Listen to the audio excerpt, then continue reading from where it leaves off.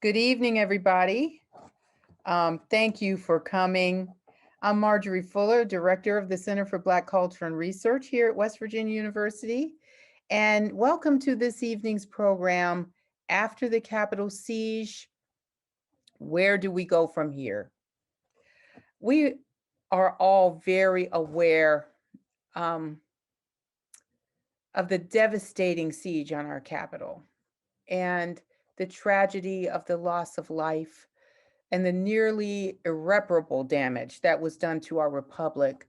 But what many of us are not aware of is how predictable these events really are, and what we have to look forward to if we don't heed the warning of our history and take the advice of those people who have lived through certain incidents in their lives. Last semester, we had a panel discussion entitled, Where Do We Go From Here? Where panelists accurately predicted the events in January. We were not able to bring everybody back the way we really wanted to, but we do have two guests here today to continue the conversation. And we feel that it is imperative that we do continue this conversation because we started to discuss where we go from here, but we need to continue to think about where we go from here. We have a special guest here with us today to lead the discussion. I originally thought that she was an intern and advertised it that way, but she is actually a full-time staff member on the Hill and a part of the Oversight Committee. Her name is Chloe Brown, and she is an alum of West Virginia University. Thankfully, she was not at the Capitol the day of the siege, but I know that her experience will bring a unique perspective to this very provocative conversation. We also have Ms. Amaya Jerigan here with us. She's a biology major in her junior year here, and she was also a resident assistant, which we know is about the toughest job that we have on this campus. So we thank you very much, Amaya, for being here and for your very active engagement in our campus community. And I want to thank everybody that's here on the Zoom call right now. I know that giving up your evenings sometimes isn't easy, and we want you to ask any questions that you would like to ask. We are open to any comments that anyone would like to make as long as they are respectful. And we are very excited to engage with you as we discuss after the Capitol siege, where do we go from here? And now, to begin the conversation, I'd like to introduce to you now Ms. Chloe Brown. Chloe, welcome. You are one of us, once a mountaineer, always a mountaineer. Absolutely. Well, thank you so much, Marjorie, for inviting me to speak tonight. I this is just such a great opportunity for me to engage with you all, and tie back into West Virginia University, which I will always, always, always love. Um, and so I look forward to answering any questions. And, I'm happy to kind of go into, what I've been on the Hill since 2018. And so what the last couple of years, especially in this administration, have been like.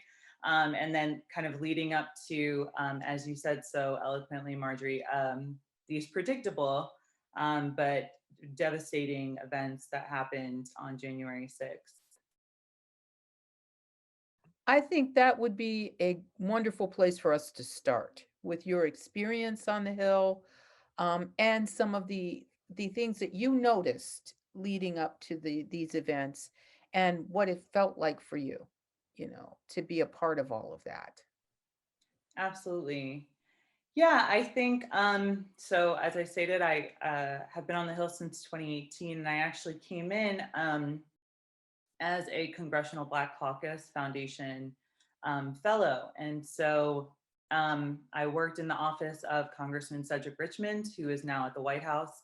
And then I transitioned to the Oversight Committee, and fortunately was able to work until his passing under Chairman Cummings.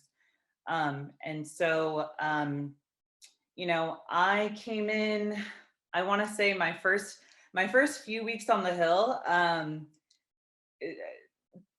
I guess I thought at that time like that was maybe as exciting as things or concerning as things would have gotten. But I came in right around the Kavanaugh trial, or I'm sorry, well, the hearing. I came in right around that when he was confirmed. Also, the death of former President Bush, and of course, under this administration, which we've all lived through it, and so I think there's a lot that we all kind of feel very similarly about. And I think in particular, really working on the Hill during this time, I think, it was challenging, still is challenging. Um, you know, Luckily, when I had first started, not too many months later, we transitioned, at least in the House, to being a majority. And so we had a little bit more power on the House side. And so, that was a little bit better. We were able to kind of set more agendas and identify things that were important to Democrats, but to the American people. And so, I think that was good. And then when I came to the committee, most of my focus was on environmental policy, and still is currently. And so, being on the committee, we have jurisdiction over, well, anything on the entire committee level, but on my subcommittee specifically, the subcommittee on environment, anything that touches environment, whether it's private, public, corporate, whatever it is, we can investigate at any time. And so to say that we had our hands full is certainly an understatement, because the EPA alone, the amount of just things that we needed to respond to quickly, but also the amount of very concerning rules that some of them are enacted. And projects, just staff there. I mean, there was a myriad of different things that were very concerning. And then, not only just EPA, but, Department of Interior as well. And, a big thing for us was climate change. And so that kind of goes across almost every agency, really, when you think about it. And so, that was challenging. I think,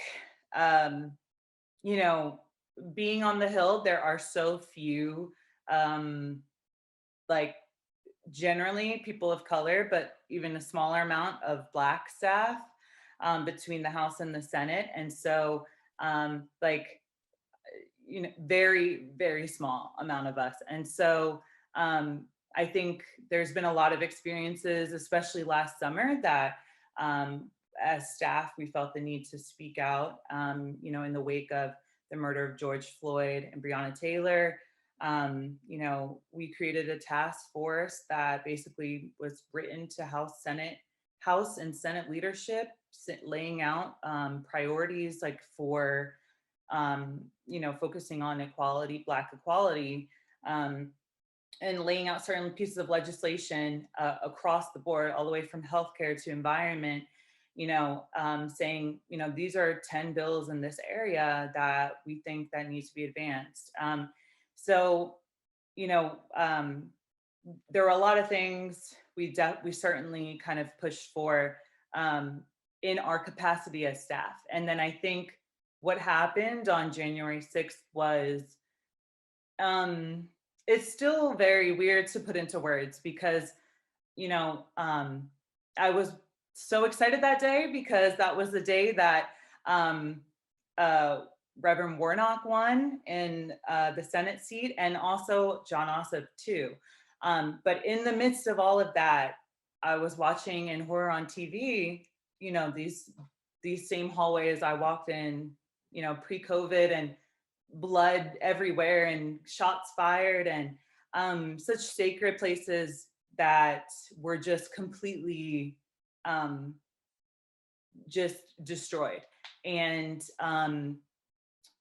you know, I think on top of that, the fear and concern of being a Black staffer on the Hill is still something I am not comfortable really with. And thankfully, we are not on the Hill, like in the buildings, because I certainly don't feel comfortable. And so I think now is, you know, I, like there's so many events that happen where I say like, okay, this is like the breaking point. This is the point where things need to, this is it. How could things get worse?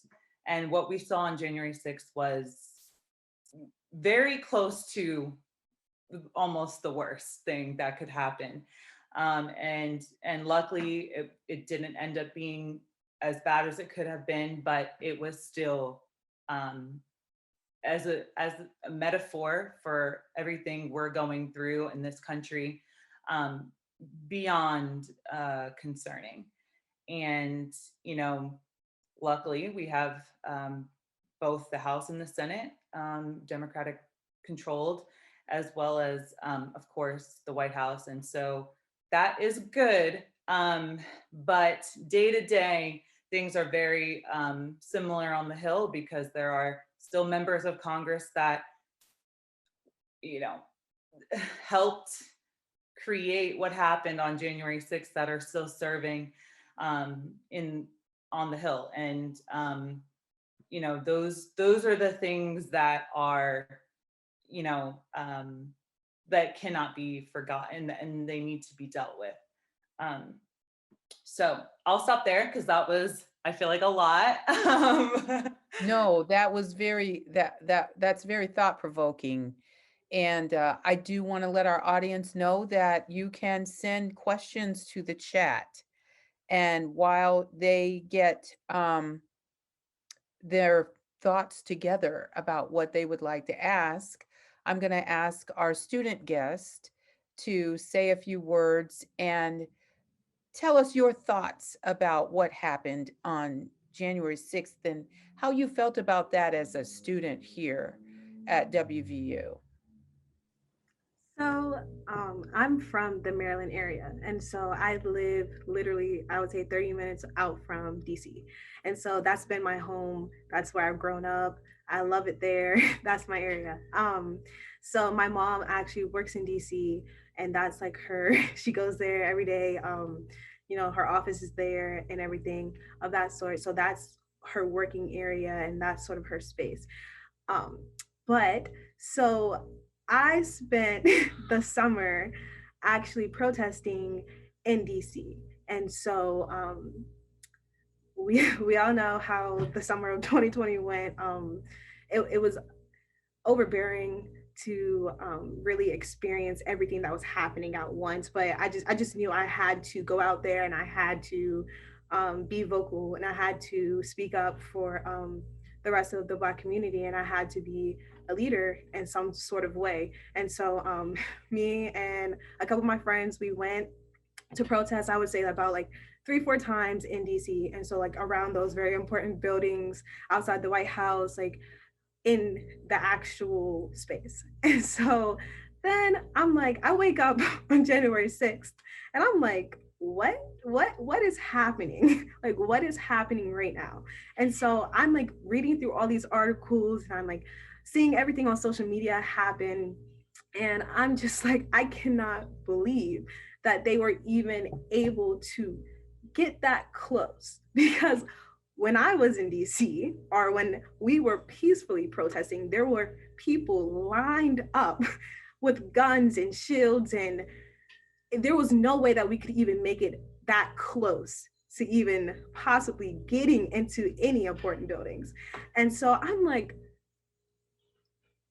they just walked into the, okay, all right. So then I was like, that's alarming. And and I think Chloe said it best. I didn't know how to feel and I didn't know how to react to it, and I still don't, because it still amazes me that it's just two different systems. And I think that it makes a mockery of what our government is supposed to be.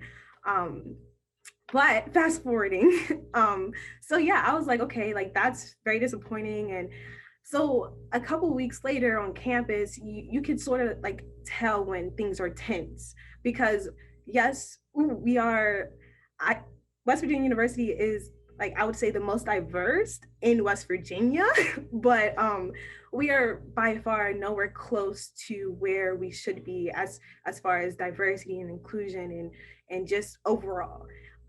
And so you can sort of feel the tension when things happen like that in politics, because as you know, West Virginia is a primarily red state. So whenever things happen of that sort, you could just sort of like feel everything, and the environment just sort of changes. And then you're just sort of like on high alert. Like you're sort of like, okay, like, is it safe for me to go out there today? Or hey, like, what's gonna happen? And so that's what was going through my head. I was just like, yeah, like I know I'm not in DC, and like, like I'm not physically there, but like at the same time, like I have family members down there. I have people who work there, and I'm just like, this is crazy. And then on top of all of that, I know that there's tension at my own university, where I stay, where I live, where I make friends, where I learn. So it's like, okay, well, how do I navigate this? And so I spent a lot of time talking to just the people around me, just, and like my mentors, I would say, just to get a grasp of like, how is this fair? And like they always like, it's not, it's not ever going to really be fair. But I'm like, okay, like I just sort of needed it to be broken down to a point where it's like, what is happening right now? And but I feel like when things like that happen, and like big political issues happen on a like wide scale, you can definitely tell like the division between students at West Virginia. And I think that is what's the most concerning to me, because how yeah, okay. But anyways, I walked this morning, actually. I walked into the mountain layer, and I passed these people. They were holding signs, and I'm like, what what are the signs for? And then I come back out the mountain layer, and these people are like screaming stuff about like the president, and like it's quite obvious that like, there's some type of like Republican like sort of like group. And I'm like, what is happening? And so again, I just think like when politics and everything get really like iffy and shifty, you can definitely tell on campus, like as a student. And so I think that that it's just been a little bit difficult trying to connect with different students, knowing that there are students out there who will never understand that I'm just a student, I am just like you, like, and it's sort of hard to navigate that, because it's like you have so many different beliefs and so many different perspectives, and it's hard for some people to step out of their perspective to look at the others. But yeah, that's just sort of how this whole experience has been on like me as a student. I know that plenty of other people would have different experiences, but it was just sort of like a slap in the face to me. Like I spent all summer, out there protesting, signs, yeah, peaceful, yeah, and then that was met with bullets and rubber bullets and tear gas and all these like heavy artillery. Like it's just crazy. And then it's crazy to see the difference, and you can definitely tell the division by just how we are as students and how we are on campus. And that's just something that I do want to work on, but it's just sort of hard to navigate. So I can understand that. I mean, I think that, and we have a question in our chat, and I think that that's been a real conversation about the difference between the way protesters during the summer were dealt with and the kind of force that was brought out against them, and the kind of, force that was brought out against the um, and I'm not even going to call them protesters, the people that perpetrated the violence on the Capitol, and the fact that even our leadership said this was not an equitable show of force, and this would never have been tolerated this way had it been African Americans that were storming the Capitol, and people lost their lives that day, and that kind of thing. And we have a question, and bearing all of that in mind, from Judith Stitzel, who says, where and to whom, and Chloe, you would, we'd like for you to answer this one as well. Do you look for support within and without government? Is there anything she looks to WVU for? What do you expect from us? Chloe, and then Amaya, what do you see the university as being able to do to support you during this time? Well, thank you so much for the question in the chat. Yes, I think on the Hill there's a big Black well, big as in the members that are working on the Hill that are Black staff. There's an organization there that basically is all Black staff, and so we have discussions or events and things like that, and there's a lot of support for Hill staff, for a lot of staffers especially that have left the Hill. And so luckily I've been able to kind of tap into those resources. And then of course there's kind of how like WU is very similarly organized on the Hill in terms of like student support services, how they have that. At WU, we have like Office of Employee Assistance, and so there's like therapists there. There's like different kind of discussions and courses that you can do to kind of be able to process and go through the situation. As far as I think West Virginia, it's just so funny to me because during this whole time, I think about I've thought about often my time at WU during this time now, and the experience of Black students right now. Because I went to WU when Obama was president, and in this climate, I think be much more concerned, and I'm just not sure that it would be the same. I'm not, but I don't know, because things are just so hostile in general across the country, and so divided that it's unimaginable for it to not permeate, especially at a school like WU, which has always been lacking in diversity. So. Not incredibly diverse, but Right. we're trying. We're trying. No, Yeah, it's certainly more diverse actually than when I even went there. But not by much, of course.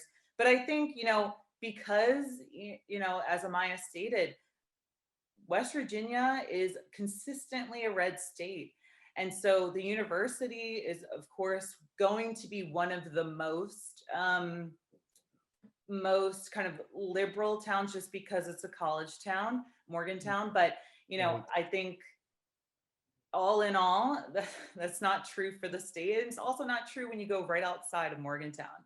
And so I think like WU could really set the tone nationwide, honestly, for red states, because the experience there is unique, no matter, I think, whatever time you're going there as a person of color. And I think especially kind of a Black student, which is so much more kind of amplified during this time. Right. so I think there's room there to, I'm not sure what it would look like, but I think there's room there to kind of set the stage, and make a name certainly for WU, but I think really leading, especially because we're in an environment now where we do have, a Democratic administration, and there's more things that are, able to get to the top because we just have a Democratic administration. And so I do think there's room there,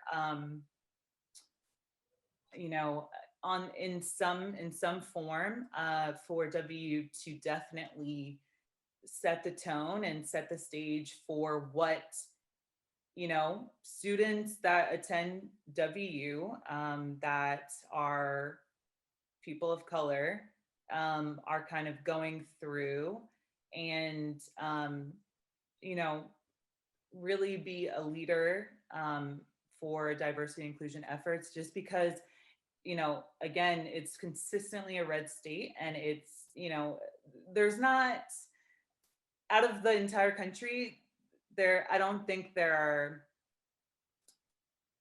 I think West Virginia, when people think about it, it's like, um, it's not like a Nevada or something, or like a Georgia even. It's not.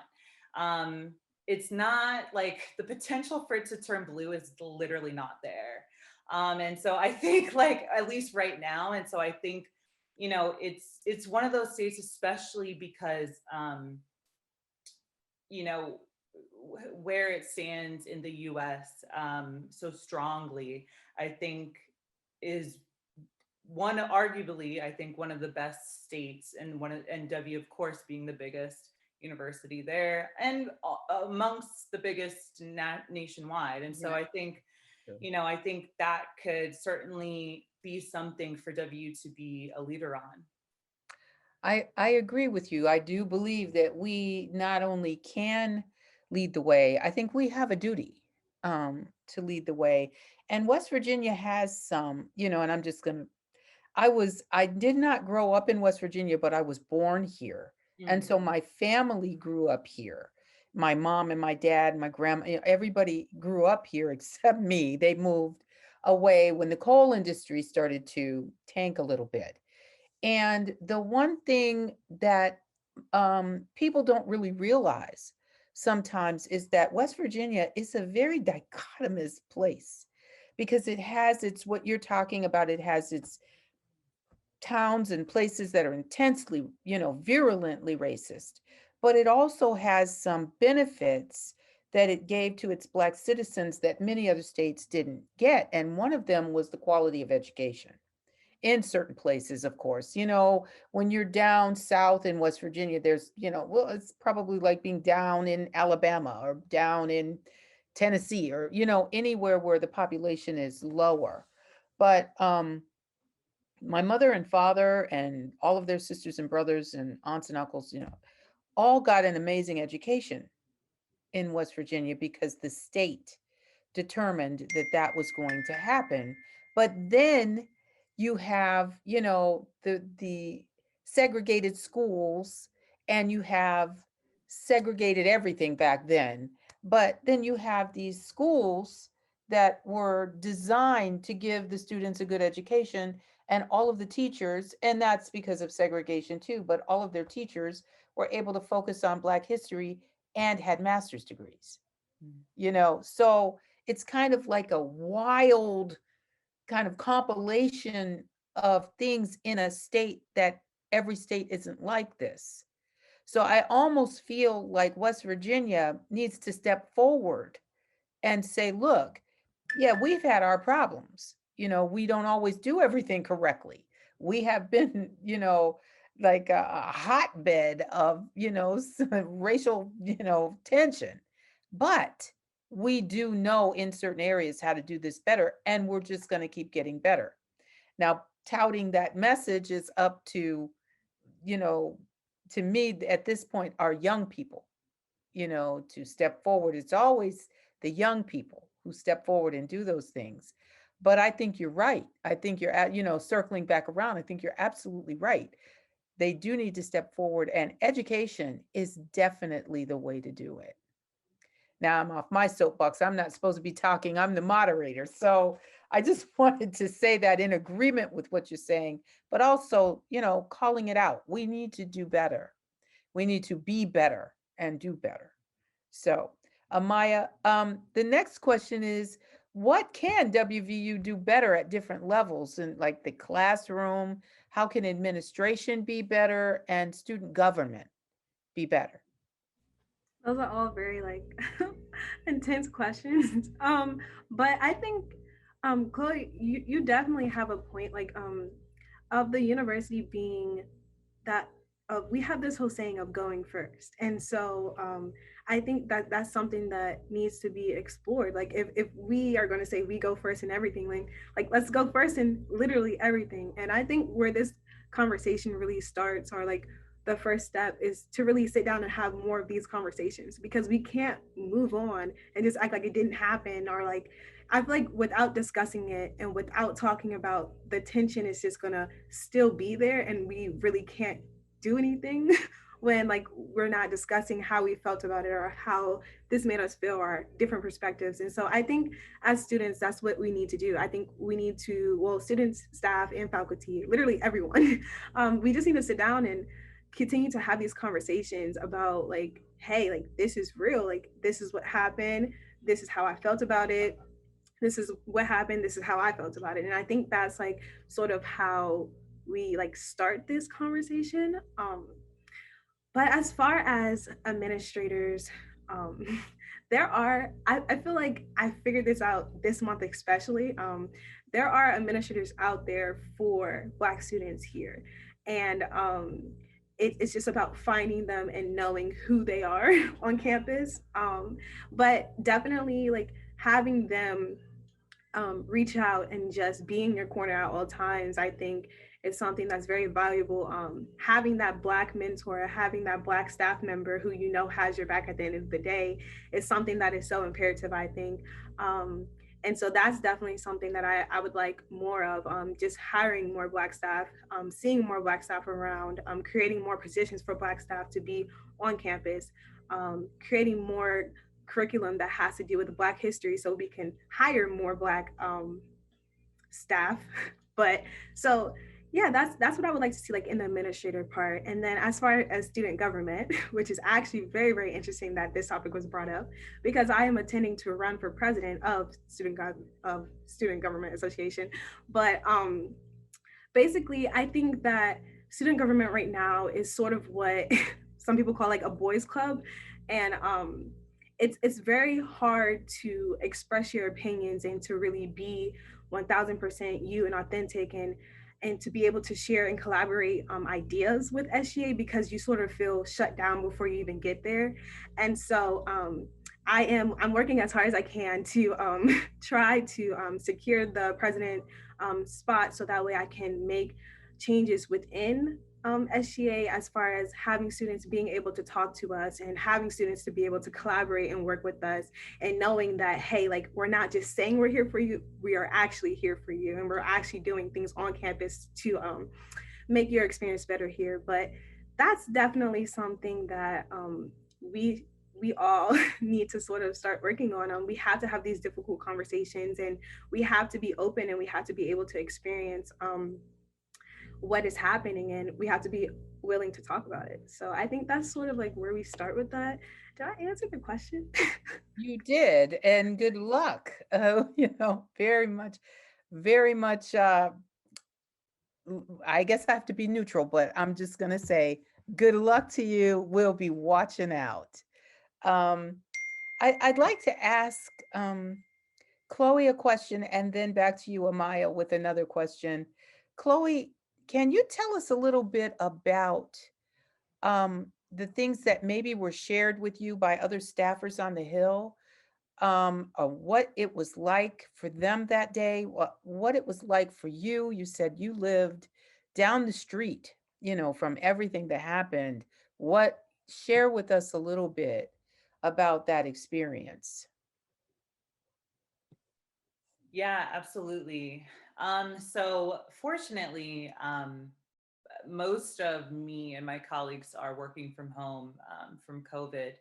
But there are certainly, were some colleagues that were there that day. I have one colleague that was there that um, was barricaded with a member for 12 hours. So, and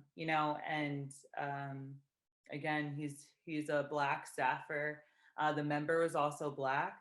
Um, so I know that there are, a lot of experiences very similar to that one. And, I'm sure you all have heard like AOC's story and Pramila Jayapal's as well, kind of about the fear that day. When I found out there was a pipe bomb found in Cannon, which is one of the House office buildings on the Hill, is the building that I used to work in. And to think, I mean, it's just very like just chilling, honestly, is really the word. To think like, what if things were different? Like, what if we were there? What if it exploded? What if things were much different? Being so close to that type of reality while still being in such a tragic reality, as being a staffer that day. That, I think a lot of us are still searching for words, really. I really do. And I think being able to express that, and, there are, which I'm very happy to see, like, there are a lot of staff now speaking, because usually on the Hill, staff do a lot of the work, but members get all the glory. And so usually we're seen but not heard. And that's basically been kind of how the Hill works. And this time, has changed that and has shifted, because again, and I'm happy to also know that it was, or, to see it mentioned in the impeachment trial as well. Like, staff are people too. And, like, we don't have the type of security detail that members do. Like, Right. Nancy Pelosi has like 15 people around her at all times. We're alone by ourselves. So, and I think the other part of that, and it goes to the point that Amaya made, is the really the obviousness of two systems. With,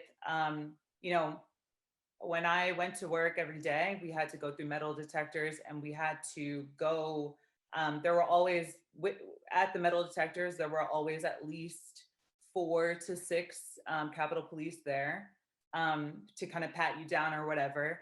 And you have to put yourself through a metal detector. Like, it's like, to see just like what happened that day. Like, people literally went in there with guns, and like, it's not like, it's incredible to think about, like, the times where I've literally just been patted down for being a staffer, like with a staff ID, and these people literally walk in with guns and other dangerous weapons with the intent to kill and murder, and are not quiet about it. They were not shy about saying that. Like, there's plenty of footage to show that was 100% their intent. And so to know that, and it kind of goes back to my point of my comfortability, even if I was to, were to be on the Hill at this time, I do not feel protected. And to know that what happened that day basically shows me that we never were safe. Like, that was always a possibility. What happened that day? That was always a possibility. Right. And I think that's like, I think the hardest part to come to terms with, because it's so scary, for,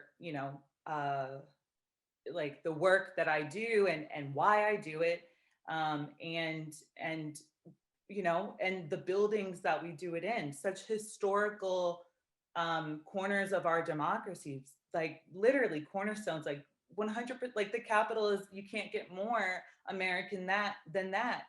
And so, I think really, it's very difficult to put into words my feelings that day, and knowing like we still had to work, like it was not like we didn't get days off from work, like we still had to like do things the next day and that day take calls or whatever, so I think and now with impeachment and him being Trump being acquitted, again it's that feeling again, it's just like it's such a sinking feeling of the state really of our democracy, and a lot of those members that voted for him not to be impeached, I've walked beside in the halls in the Capitol and in office buildings, and been with them at hearings, and um, been with their staff, worked with their staff. So it's really, it's just, I think all in all, it's just something that should be unfathomable, and should never have been something that um, just was able to get to this point. And these effects are not, they're not going to go away like a month later, 2 months later, a year later, like 10 years later, really, because it was such an incredibly horrific event. And to know that our nation is literally pretty much almost 100% divided equally, for things that are um, you know, uh, things on the other side that are directly life threatening. And so um, it's just, there's, I think, no words for that. It is, yeah, I can tell that, this is it was like the word you used that kind of sent a chill up my spine was chilling, and the disparity in justice, that we as citizens witnessed, and there's a comment here from Tasheen Stallings to everyone. They care more about the Republican Party than what should be protected, excuse me, by the Constitution and bylaws. And I think that, one of the questions, and I'm going to have Amaya answer the question that Judith Stitzel asked about being frightened about what was happening in front of the mountain lair. And did you feel that there was any, Chloe has stated that she didn't really feel protected. She didn't feel, that this made her feel like this could have happened at any time. This didn't just happen on, on a off day. That this was we were always this vulnerable to something like this happening. How do you feel on WVU's campus, like when you saw what was happening in front of the mountain lair? So my first initial thought was like, wait a minute, like what is this? Like why are people outside with signs and why are they yelling? Like what is going on right now? And I'm like, today is literally like February 16th. Like I'm like, did I miss something? Like, is it an important day or something? I'm like, okay, whatever. So I'm just walking, just it was my regular routine. I'm going to the mountain layer to get food.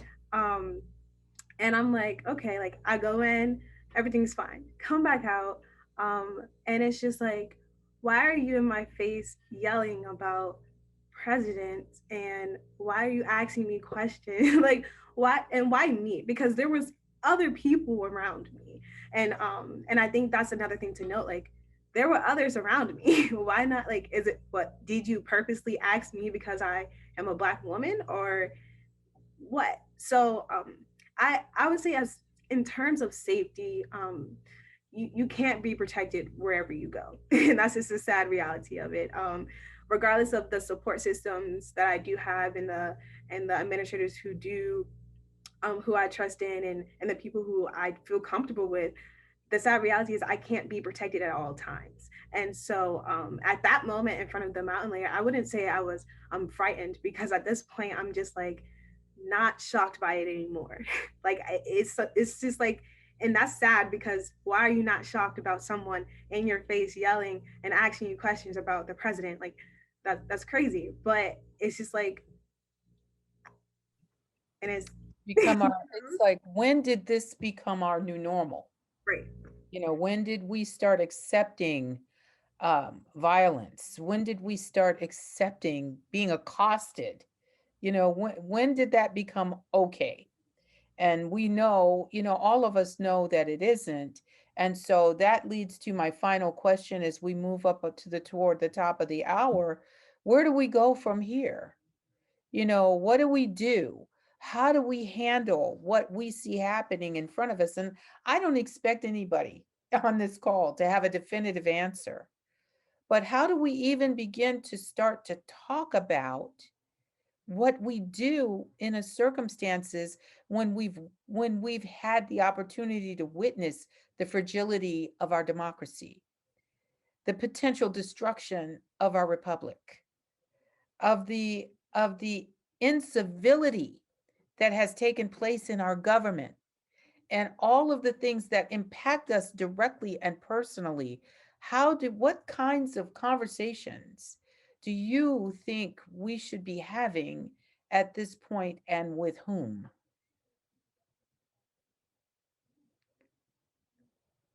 Yeah. Chloe, on the Hill, what kinds of conversations are you hearing happening to address, to literally address some of these problems? I mean, we know this is not an overnight solution, but I guess the ultimate question is, where do we find hope? Like you mentioned that we have elected these people into office, and are the Democratic, definitely the Democratic Congress and the Democratic House are going to pass bills that are more pro people, pro safety, pro ending COVID, all of those things. But we've got, with those people, 4 years. Now, this is the frightening part. Hitler was defeated in the beginning, okay? He was. They even put him in jail for a time. When he got out, he was stronger than ever, and he ended up killing 6 million people. 6 million people. Where are we? Are we there? Do you think we're moving in a different direction than that? Are we blind still? I mean, is there any reveal of truth or justice that you think will alter the minds and hearts of people in Washington? Or are we headed down the same road that we've been heading down? Yeah, I think that's really the question, the award-winning question at this moment, because what we do now does determine the not only the foreseeable future, but the long future as well.